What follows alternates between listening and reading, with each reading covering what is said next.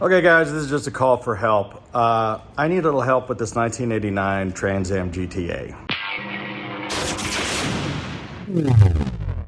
Okay guys, never mind the Ferrari body kit that's on this car. Ignore that. What we have here is a 1989 Pontiac Trans-Am GTA with the 350, the 5.7 liter tune port injected motor. The thing only has about 35,000 miles on it despite its age. It's been very well taken care of, and we have a lot of service records on the car.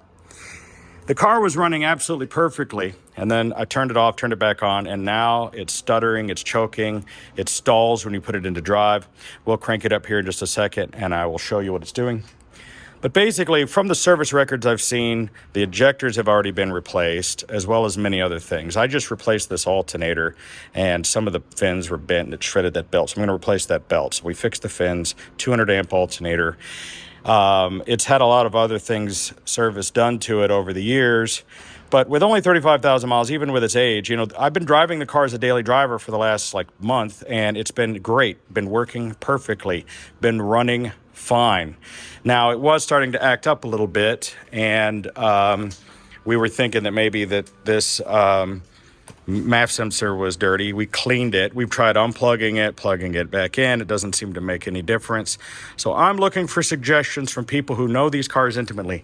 If you do not know this car intimately, please reserve your comments. I'm looking for experts that are very familiar with this engine that may know what's going on. Let's fire it up and have a listen.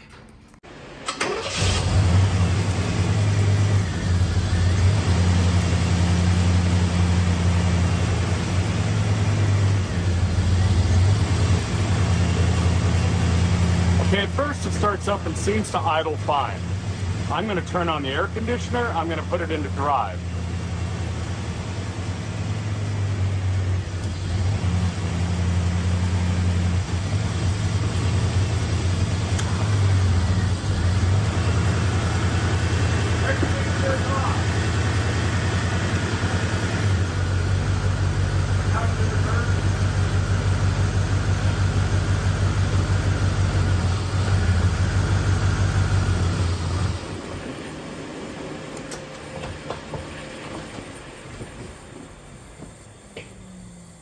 Okay, that's what's happening.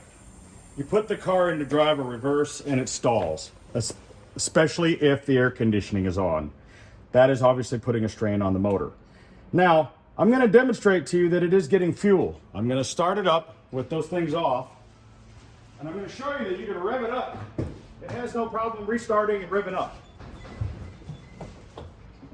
AC is off.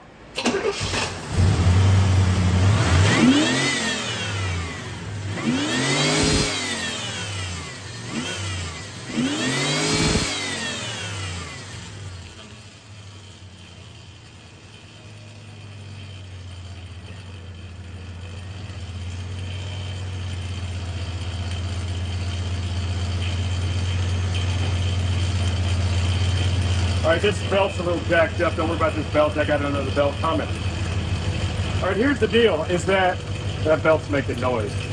Let me turn it off.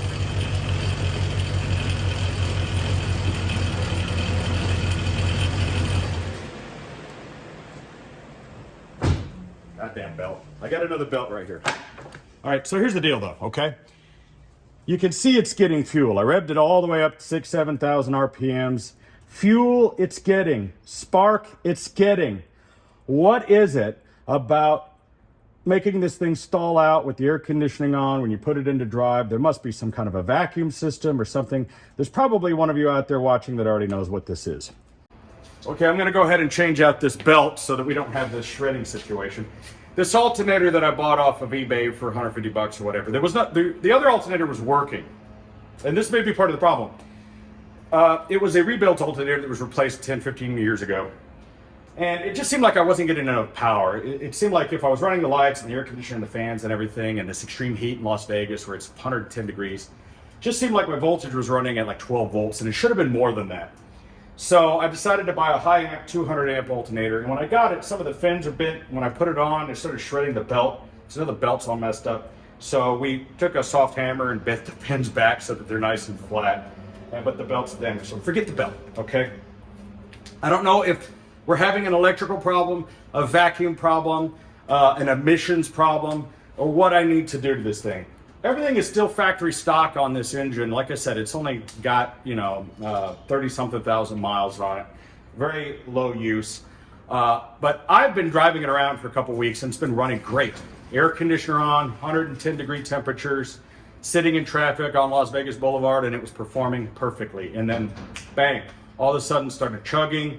The check engine light was kind of strobing, twitching, like there's a bad connection. So maybe there's a bad ground, maybe it's an electrical issue. This is an 89. It is previous to the LT1 OptiSpark. Somebody mentioned to me the OptiSpark. It is not an OptiSpark system.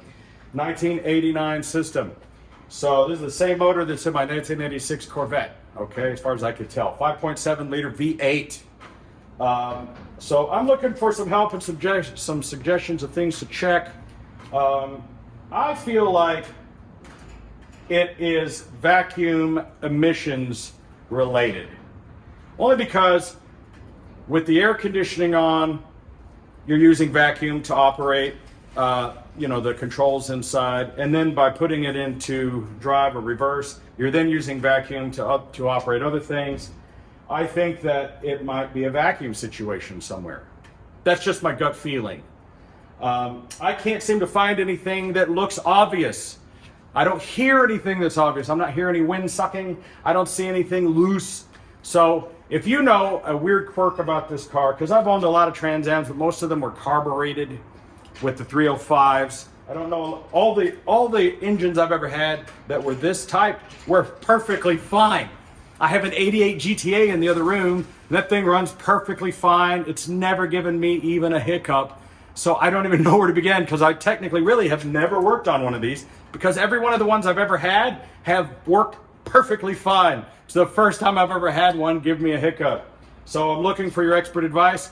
If you are interested in finding out along with me, make sure to subscribe and turn on your notifications, because as we figure out what this is and as we work on it, we will share it with you here on the channel.